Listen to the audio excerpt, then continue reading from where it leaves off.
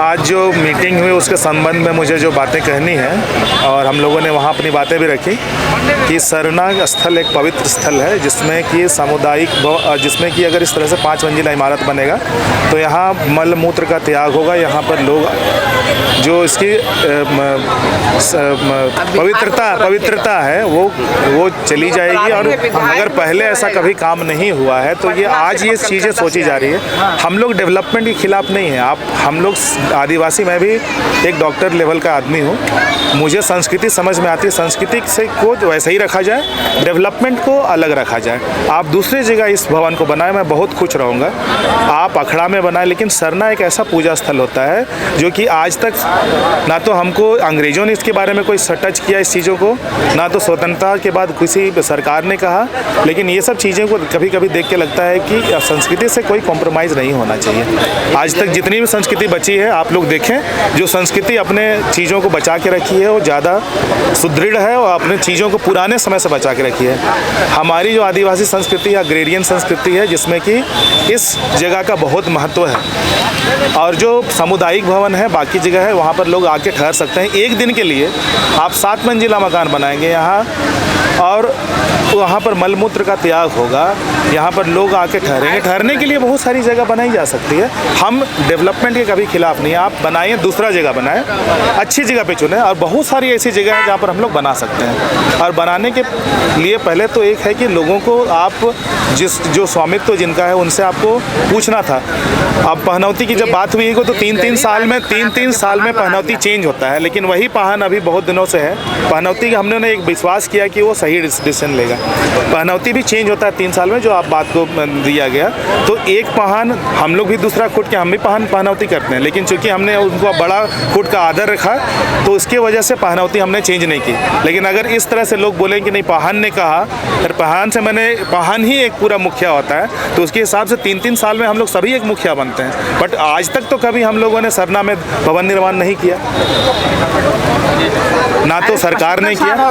तो इसको हम लोग जब तक हम लोग इस चीज़ों को बचा के रखेंगे, और हम लोग डेवलपमेंट के खिलाफ नहीं है। हम चाहते हैं, मैं भी पढ़ा लिखा हूँ, मैं चाहता हूँ कि आप साइड में बनाएं, बगल में बनाएं। आप हम लोग से ज़मीन के बारे में पूछें कि आपको कहाँ बनाना चाहिए, और इसके बारे में डिस्कशन होता बनता है। हमको एक प्रोजेक्ट दिखाया जाता है अप्रैल में कि ये बनने वाला है, हमारा रिएक्शन क्या होगा आपको? मुझे तो ये लगता है कि मेरे घर में आप आए, लोगों ने बताया कि आपका प्रांगण बहुत अच्छा लग रहा है, यहाँ बहुत अच्छे डेवलपमेंट के ये तरीके हो सकते हैं, तो मैं आप यहाँ पर करूँगा। और मुझे पता ही नहीं कि आप क्या डेवलपमेंट करना चाहते हैं। मैं डेवलपमेंट के खिलाफ नहीं, आप बनाएं।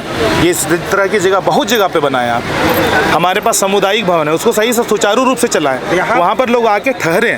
इस स्थल पर बनना चाहिए या नहीं बनना चाहिए? मतलब आपका सीधा है कि आप संस्कृति को बचाना है तो संस्कृति को आपको सहेज के रखना पड़ेगा। उसके साथ खिलवाड़ मत कीजिए। यहाँ भवन बनेगा तो बहुत सारी चीज़ें उसके साथ आती हैं। अगर हमारे पूर्वज इतने अगर बुद्धिजीवी नहीं होते तो आज तक हम यहाँ पर खड़ा होकर एक अरविंद हंस नहीं बोल रहा होता। अगर उनकी वजह से संस्कृति बची है तो कोई कारण से बची है जो कि हजारों साल से चली आ रही है, तो उस संस्कृति को हमको तोड़ना नहीं चाहिए। जी धन्यवाद। और सबसे पहले तो मैं माननीय हेमंत सोरेन जी को धन्यवाद देना चाहूँगा, जिन लोगों के द्वारा कर कमलों के द्वारा शिलान्यास किया गया 7 अप्रैल 2022 को। आप जान रहे कि जिस तरह से ये देखिए DPR है, ये आपका शिलान्यास किया गया, और ये किसी पूरे स्थल पे बिल्डिंग नहीं बनाया जा रहा है। ये 44 डिसमिल का प्लॉट है और मात्र ही 4 डिसमिल में बनाया जा रहा है, जो कि आपका जगह से किसी तरह कोई भी छेड़छाड़ नहीं। ये देखिए, ये आपका नक्शा है जो कि मात्र सिर्फ L साइज में जो इसी स्थान पे बनना है, जो कि पूरा स्थान खुला है, जो कि सरूल के दिनों में यहाँ से लेके पूरा यहाँ तक टेंट लगा जाता है, जो कि जगह और भी अतिक्रमण होता है। उस जगह को अतिक्रमण को बचाने के लिए हम लोग बिल्डिंग का निर्माण कर रहे हैं। और बिल्डिंग का निर्माण इसलिए हो रहा है कि आज हमारे समाज को बड़ी अति आवश्यकता है।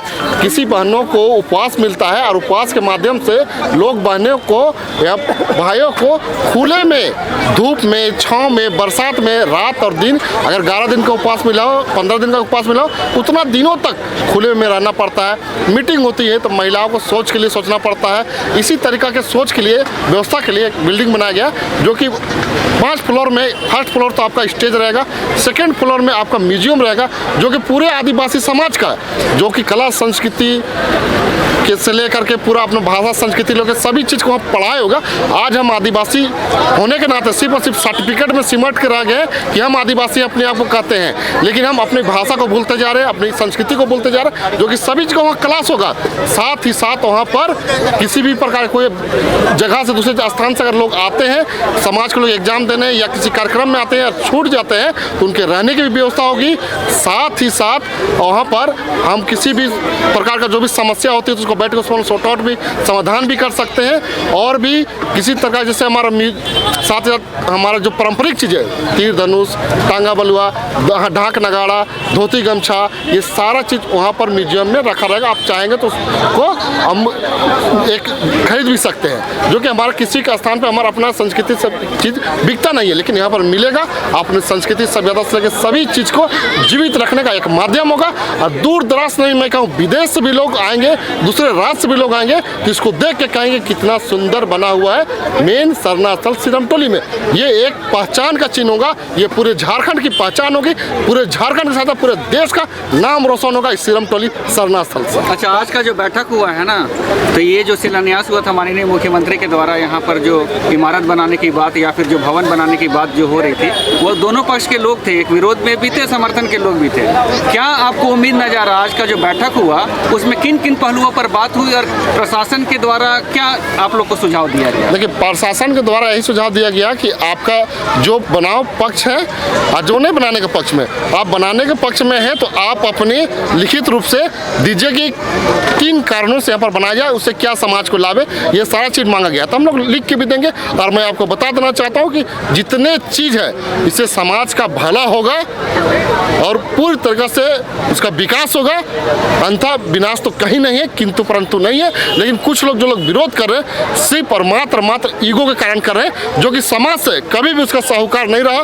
कभी कर्मा हो सरूल हो, जो हमारा मुख्य व्यवहार है कर्मा सरूल, कभी उनको भागीदारी नहीं रहा। समाज के कोई लोग मर जाते हैं, छठी होती है, उनको कभी उनका भागीदारी नहीं रहता है। ऐसे लोग समाज को क्या दशा दिशा दे सकते हैं, आप सोच सकते हैं। सिर्फ और सिर्फ यहाँ पर इसका ईगो, अपने ईगो कारण ही ये लोग आपत्ति जता रहे हैं और कोई कारण नहीं है। केंद्रीय जनजातीय मंत्री अर्जुन मुंडा जी से भी मिलेंगे, चूंकि उन्होंने ही आपत्ति की थी।